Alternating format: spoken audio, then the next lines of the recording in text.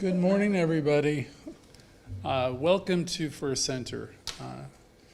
I'm glad Reverend Judith was here today. I encountered a parade and got blocked from two different directions, but you know, where there's a will, there's a way. So anyway, grateful she's here.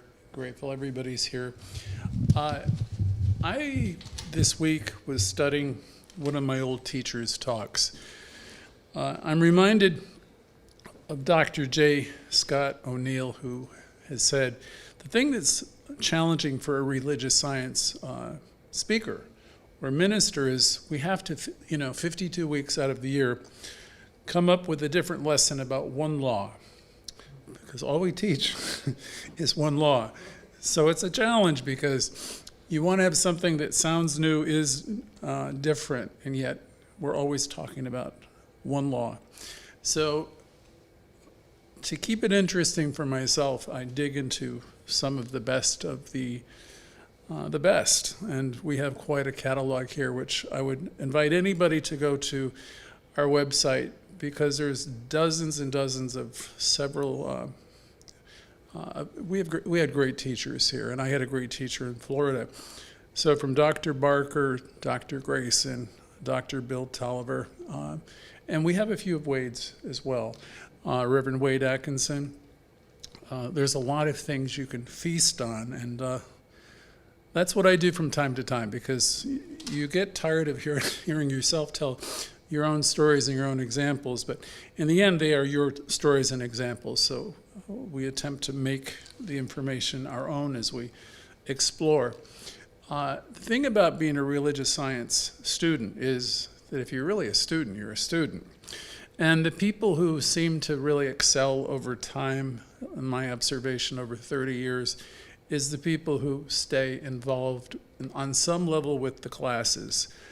I had a student in Florida years ago who was a board member, and she was miserable, quite honestly, and she was always showing up as miserable. And I remember, gently as I knew how, saying, how about taking some classes? And I remember her comment, she was disgruntled, and she said, well, I took those classes 16 years ago, And I said to her, here's the thing. I said, most of us who are committed to transcending and living a different kind of life, we know there's a commitment to practice the teaching. Practice it, practice. There's a lot of classes I've taken over the past 60 years, and they've greatly helped me. But the thing is, there's a lot of stuff within me that works against me. So the classes, the showing up however you can, virtually, in person, hopefully, they'll help you. So you're not coming to a center because the center has a need. You're coming because we as people need to be reminded, and we have a lot of things within us in terms of our old baggage and stories that work against us.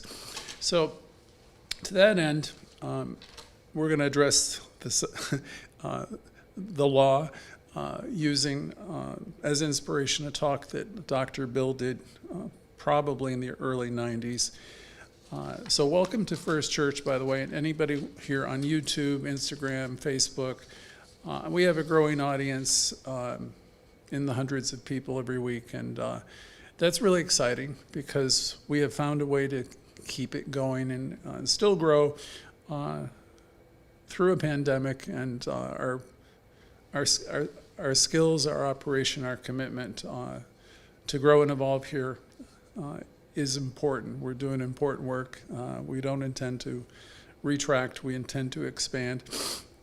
So Dr. Bill was having a discussion one week with another minister, and they're kind of like comparing notes between ministers. And they were both a little bit older, and they were looking at their careers and what they had learned, what their personal evolution was through the teaching. Both had apparently arrived at some of the same conclusions in terms of awareness, and they thought, my God, how little we know after working with this for so many years. And they really came back to a few certainties that they embraced. One of them is the universe presents us always with perfect lessons. And we experience lessons, and we're all evolving. So that goes back to what we're always saying here is don't judge anybody, because wherever they are in consciousness is where they are. We're very fortunate, all of us, to have found this teaching and to be awake in this, and to be awake in God, to be awake and realize that, my goodness, life is responding to me. So this teaching is a gift in and of itself. And if you have stuck with it, you've been given the ability to see life in a much, much bigger way than most of the world does. You've already probably shed off a lot of old things, and you've become a little bit fearless. And if you're here for the first time, you're really a very fortunate person if you found the teaching. Most of us are struck with the simplicity and beauty of the concept of cause and effect. For example, we live in an energy that responds, a universal energy, life that responds. We who listen and take it in are struck by that idea that we are in fact cause to our own experience.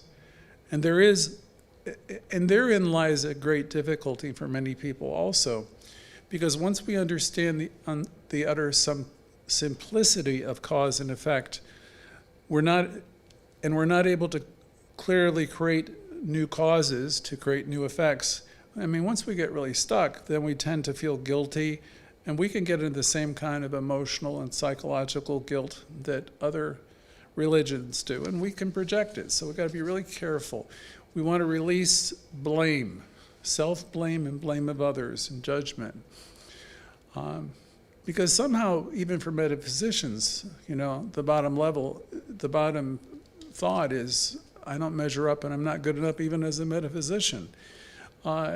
Years ago, Louise Hay, in her book, You Can Heal Your Life, really focused on that concept, moving it along. Before that, many found the teaching to be difficult. And there are a lot of people who left the teaching because we teach self-responsibility, and it's tough on people to accept, look, I'm creating this. So a lot of people will leave and have left, not understanding that there's never any blame to this teaching or our message. Because of that, they go back to something familiar, something that's much easier perhaps, or more pleasing. So they're going to take an easier, going to go somewhere for comfort. And you're looking for comfort somewhere outside of you. And those of us who are in the teaching really know that doesn't work ultimately. Though it might feel good, I want to go someplace where everybody's going to say, poor Greg, and everything's going to be okay, and all of that.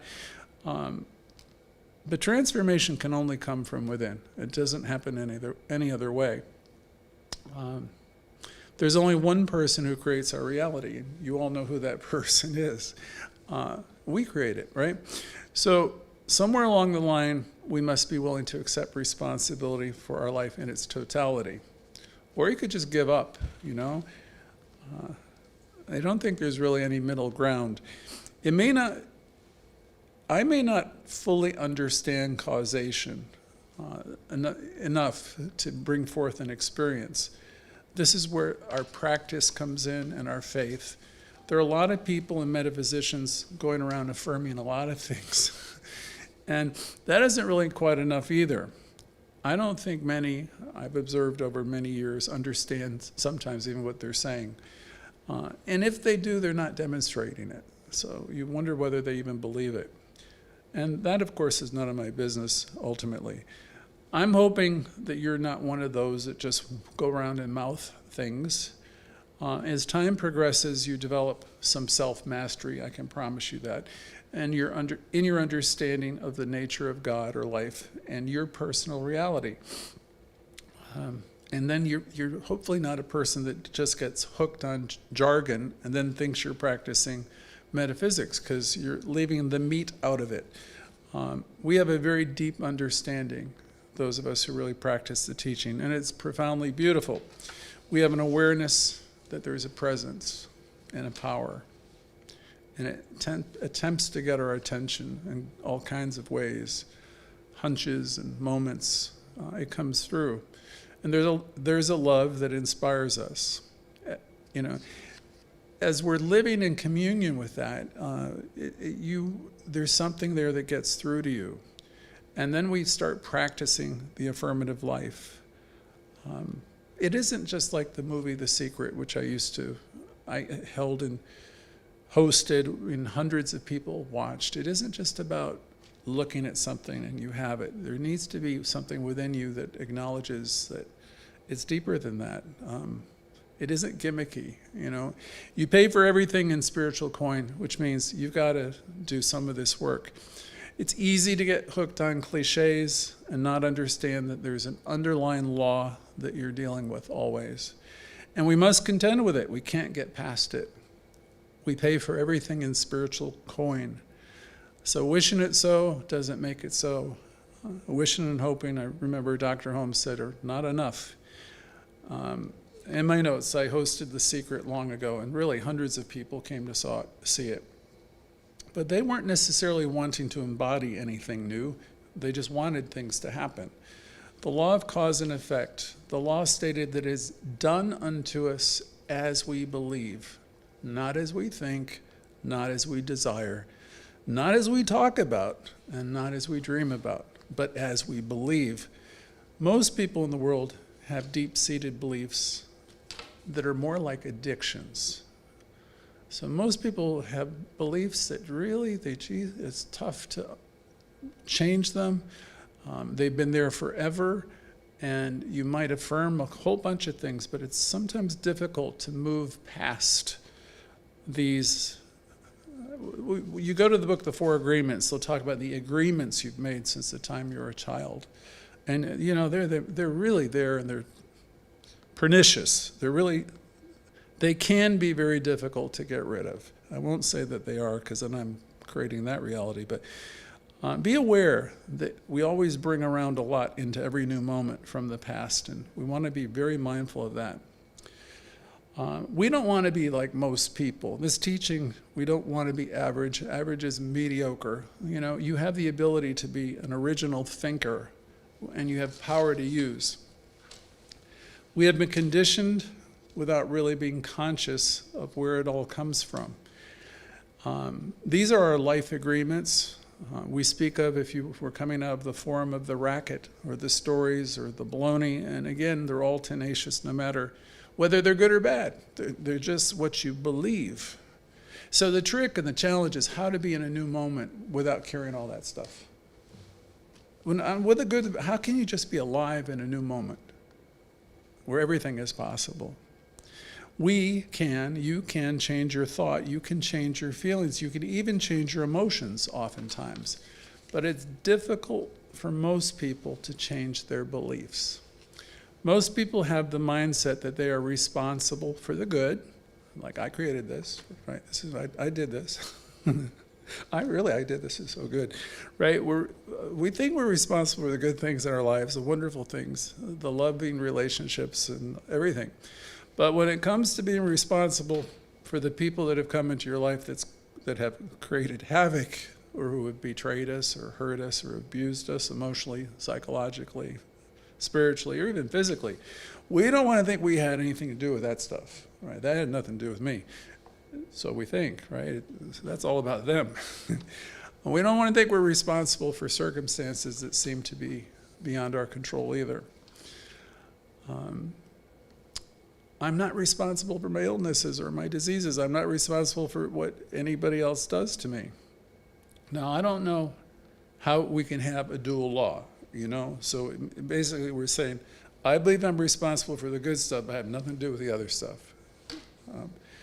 Your life can't be divided against itself. So I may not know what the cause of any particular effect is in my life. I may not know at a deep level what the belief is that's in my life, but there's a pattern in my thoughts that really is there for me to contend with. I know if it is a law, it's done unto me as I believe. Since I believe that, I must look at what's going on in my life. Because your life is always going to be a statement of what your belief is. You can't separate the two. Every Thursday, I always ask, what's it been like being you? What's the conversation going on with the most important person in your world? This is always for you to attempt to become a little bit more mindful each week of, if you're talking about what people are doing to you, then you're not owning your own life. You're not owning your own experience. So I must look at what's going on in my life as a statement of what my belief is. Even though there seems to be a schism between what I intellectually understand about my belief and what's happening and what's out picturing. We want to explore this and at least be willing to consider what the teaching offers. I'm either responsible for my life or I'm not. So that's a decision that only you can make. But this is what our teaching says. This is what Louise Hay brought forward when she said, we're each 100% responsible for our lives. Throughout my years as a therapist and as a minister, I've tried to help people overcome the whole blame game. When people consider that they are responsible for all of their life, many people automatically go to blame. They blame themselves. I'm not good enough, not good enough, not good enough, right? Or they'll project that elsewhere. So if we have a negative experience, we have something disruptive, there's a tendency to go to blame. And we do that to ourselves endlessly. And that's even some of us who've been in the teaching for a long time. Most of Louise Hay's work addressed that whole subject head on, the inner dialogue. I'm not enough, I'm not good enough. Because we're judging ourselves continually. We can tend to be very rigid with ourselves, and then, of course, we do that with other people. So somehow we want to get to the point where we release blame. There's no blame. There's no one to blame. You don't want to judge other people for being where they are because you know they're doing their best in level of consciousness. So release that and come back to the most important person in your world, which is yourself and your own dialogue. Blame is a function of judgment, and judgment most likely is emotionally loaded. It's always powerful, and more often than not, it's distorted and wrong. But if you have some type of intellectual discernment, it's a little different. It says, I may not know what is in my consciousness that created this condition, but I'm still responsible for it, meaning that I must respond to it. Now, who changes your reality once again? Who changes your reality? I do. You do. I can't change your reality, and you certainly can't have me change your reality. It's entirely up to you, right? We do it ourselves. It's an inside job. Now, one of the real challenges in our teaching is to separate fantasy and wishful thinking from reality. It's no wonder that people in metaphysics have alienated so many people with some of the strangest things that they say.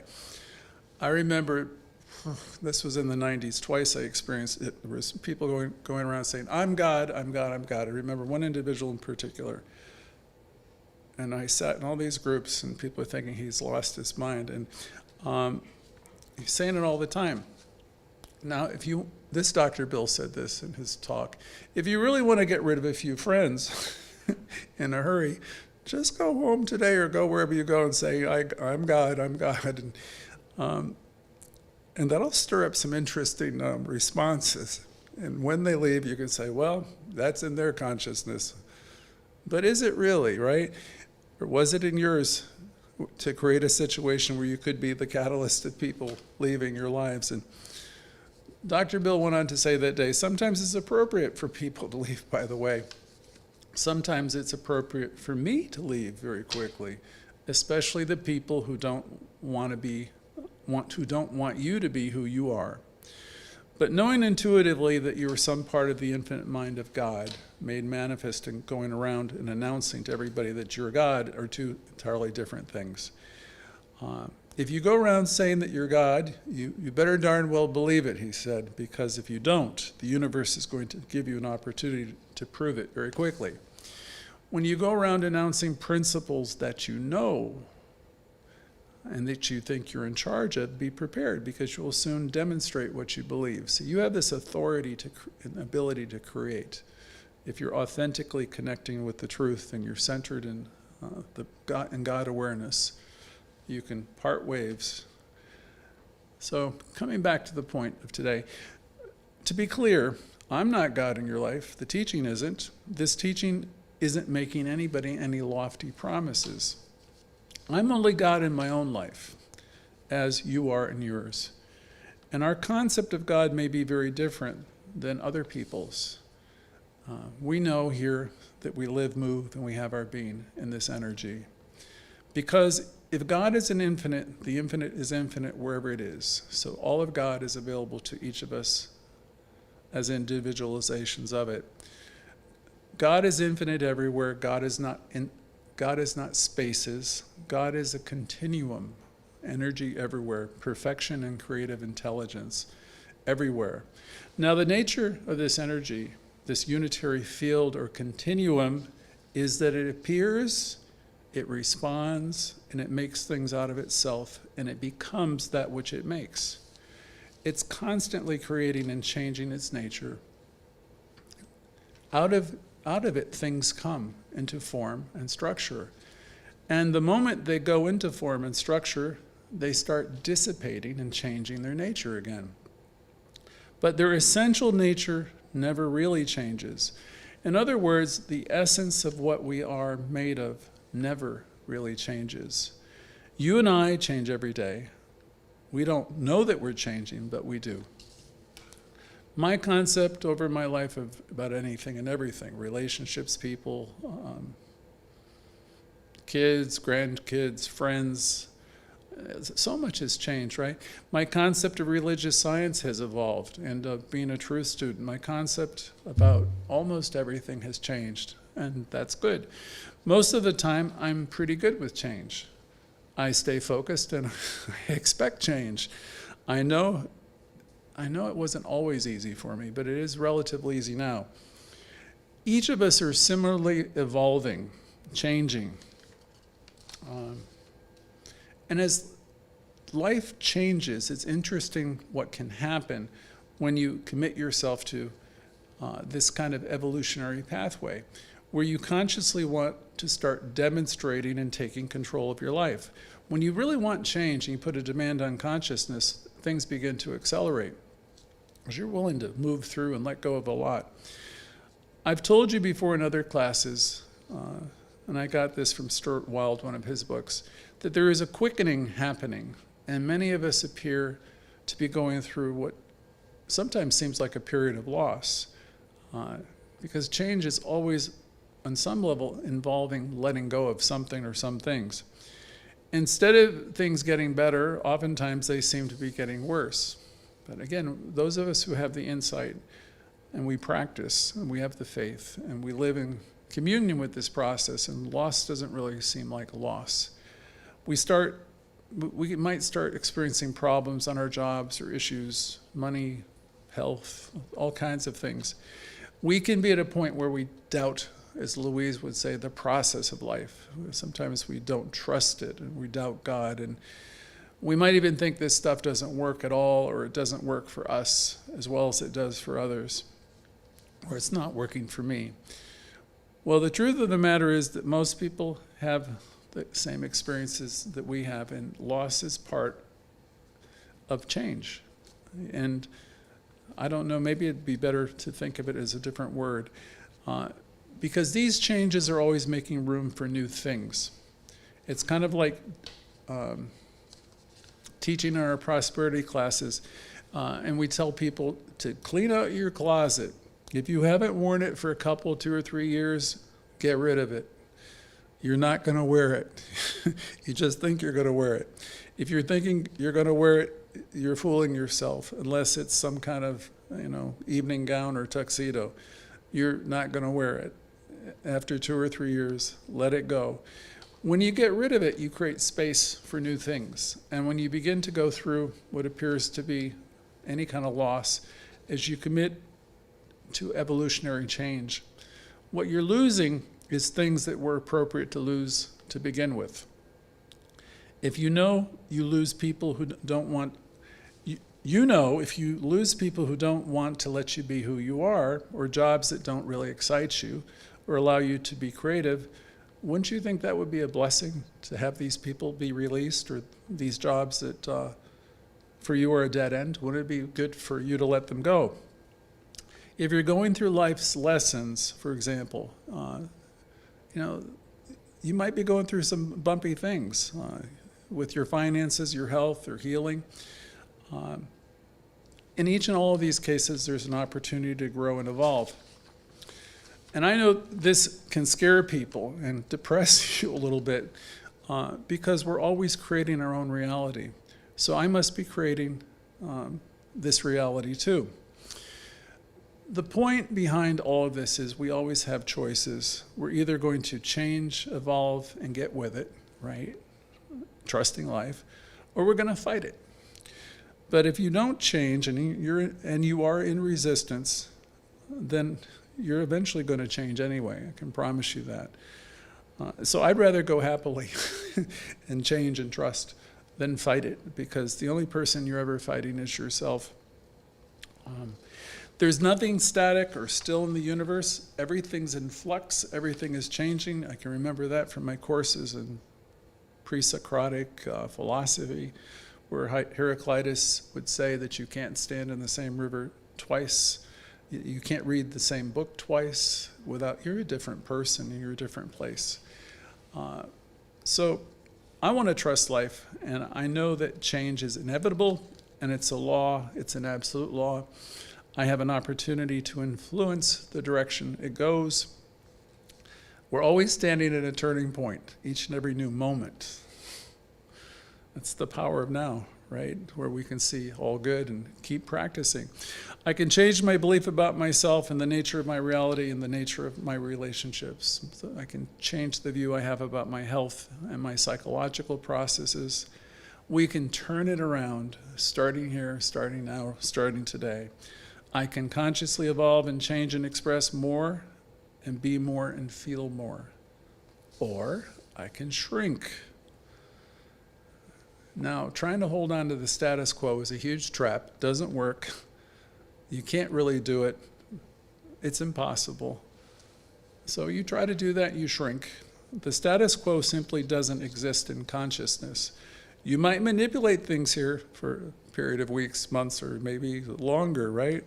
But sooner or later, they're going to change. It's inevitable. I don't even know if I influence or control or demonstrate my own authority in my life. Now, if I don't do that, in other words, then I'm going to shrink. So I don't want to shrink. I don't want to go backwards. I really can't anyway. And I certainly don't want people to think for me. I don't want to look over my shoulder and regret my life and the opportunities I've missed. In this teaching, you're here to thrive, and you're here to wake, and you're here to know how great you are, and really develop the consciousness that all of life is for you. We take nothing personally. You can't. I mean, you can, but it won't work well for you. Remember, I don't take anything personally. I know that whoever they are, and I mean whoever they are, they're doing the best they can with what they got. And I have to have that kind of compassion for the world, and really for myself first. You might be thinking, oh my goodness, my parents didn't do a very good job with me. I'm messed up. I have such a long way to go. The thing is, you've come further than you think. If you're listening to this kind of message and any part of you resonates with it, you've already done a lot of work. If you're listening on some call, I'm part of it on YouTube a month from now, most likely you're realizing you've come into the right kind of messaging. Your life is moving forward. You've accomplished a lot already. We're at a juncture always to know that we have these two possibilities. We can come from the vantage point to see that life is good, and whatever the challenge is, it's an opportunity. Or we can come from the place that there's something wrong because we have these problems. There is nothing wrong, and there's nothing wrong with you. All is well. At every step along the road of consciousness, there's expansion, and with it comes new awareness, new insights, new potentialities, new opportunities to grow, and new challenges. So what's your choice? You're going to fight it and shrink, contract. You're going to increasingly live in a smaller, closed system of thought where you loop around with your own thoughts and where you talk to the 2 or 3 people that will agree with you. If you're doing that, your world gets smaller and smaller. As you step out there in life, you're going to have growth opportunities, and with the contrast and all that goes on with that, sometimes it'll feel like, life isn't working for you. I get calls throughout the week. I had one yesterday, had a couple actually. I know there's people listening who are dealing with some pretty big problems or what seem to be gut-wrenching issues, crushing ones. So we try not to personalize any of it. I try not to think of things as happening to me, right? I remember taking care of a dear friend, 1990, who passed on some months after. And I recall a minister saying to me, because it was obvious this person was going to pass away, that I was in the big leagues now, and I had everything within that I needed, that I was fully equipped. He said, "You've been practicing this teaching for a long time." That was 1990. And it was an awful time in many respects. And as I reflect on that time, I realize how important it was for me to have had that experience. If anyone out there listening is in a similar place, the thing to know, no matter how awful it might be, is everyone is supplied and supported in ways that are not fully understood. These challenges tend to bring forth big answers and great realizations and the greatest gifts of your life, because they really get your attention and get you focused. Our teaching is a tremendous gift as we learn how to neutralize fears and doubts, as we practice living with positive expectancy, as we look to see the God and good in every moment, as we learn to live the affirmative life. Life is about lessons. It's about opportunities to grow. If we commune with life, we're learning what is real and what is of true value. We begin to effortlessly surrender things that are not so important. For example, the need to be right or the need to make others wrong. It's a big waste of time.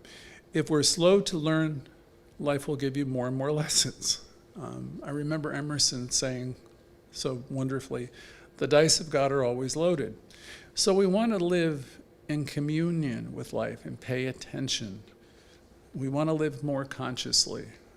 We don't want to always be in reaction. If something is coming up that seems problematic, it's an opportunity for us to look within and see that there's something in our consciousness that needs some love and needs some attention. Please don't ever think that you're a terrible person because you've had a problem, or you're some kind of deficient metaphysician because you're not demonstrating what you want immediately. Stop doubting yourself. Use the tools that we give you here. Tell yourself that you're supplied and supported, and begin to believe it. You've heard me say, at least those of you who've been around a while, that we have lessons to learn. And if we don't learn them quickly, the lessons seem to get bigger and bigger and more profound. Ultimately, we learn what we're here to learn, every last one of us. One of the things that we've come to realize is life is like a schoolhouse where we have all these things to learn and so much life to express. Please don't hide in a corner and just retract and shrink. You're here to expand and express more and more. So we might say, always at these points, wait a minute, there's something here for me. And in this state of consciousness, in this state of mind, say it that way, and then you'll automatically know there's something in it for you to learn. And one of the things you can learn is that you are in charge of your reality and your emotions, and that you are in charge of your mind. You are in charge of your energy, and you can change it instantly. You can change your energy instantly. And I do this often. I change Every day there's an opportunity to change it, right? So we're always at conscious choice. Now, I don't say that in a way to put myself on any kind of pedestal, because honestly, there's a lot of work I've done and there's a lot of work I will continue to do. It's a practice. I say it rather to emphasize that I know wherever I am in consciousness and in my growth and evolution, I'm still creating my own reality. And I'm the only one who can do that and change it. I'm the only one who can enhance it. I'm the only one that can lift it up. I remember some of the exercises with Louise when she was using the mirror. She would hold up a mirror and someone would be looking for healing of some kind. And she would suggest to the person, look into the eyes, look into the mirror, look into the eyes of the only person who can make this change. So we're really always suggesting and teaching you that it's all about you and your consciousness. A good question to leave you with today is a couple of questions you can ask yourself. What can I do with this lesson, right? That's put in front of me to learn. And the answer is, I can create my own reality. You are the author of your own experience. You're in charge of so much. You're in charge of your energy. You're in charge of your flow. You create your own reality. So now here's the question that becomes vital. It needs to be asked on a rather continual basis. What do I want from life? What do I want in my life? A lot of us have said, you're really good at saying, I don't want this, I don't want that. You're really clear about what you don't want, right? But the bigger question is, what do you want? What are you willing to live for? What are you willing to live for? What will excite you? Now, what do you want? Now, what do you want in your life becomes the question. And they will say, well, who's going to create it? And the answer is, you will, right? The person who's going to create it, you. It's always been about you. There's nothing wrong with you. You're a human being and you're subject to emotions. But we don't wallow in our emotions because we have a great gift in this teaching. After we go through whatever our normal reactions are, it's time to get on with it and deal with it. I intend to evolve and to do so with great faith, to grow. I intend to learn for no other reason. I want to learn so I don't repeat the past mistakes. So who creates our reality? You do, and I do. And God says, you are my beloved from whom I'm well pleased. Who creates my reality? I do. For many of us, we graduate from school and we say, I've done it, I'm through, no more, I've done, I don't want to study anymore, That's not us, though, not in this teaching. We're here to learn. We always want to be learning and practicing. You might not like what you see in the world, then see the world in a different way. We want to choose to be our own thinkers. We live in close communion with Spirit, and as we do this more and more, we know what we must do, and we learn what we've come here to do. There's a part of you that knows what you're here to do, what you must do to grow and evolve and to be a whole human being. Not one without problems, but a whole human being. You know that, and you know what you know. That's a saying that Dr. Bill said in all of his classes to his students. You know, and you know that you know. So embrace what you know. Step out there and be that person. If you don't do something about the things that are going on, then you really don't have any right to complain about them. And you have the ability to transcend anything and everything. I want you to know today that there's a better way to live, and there's a better way to think, and a better way to believe, and that there are tools that you can use. I invite you to join us every Thursday night and every Sunday, and just keep plugged into the teaching and the places you'll go. So ends today's lesson. Thank you. Okay.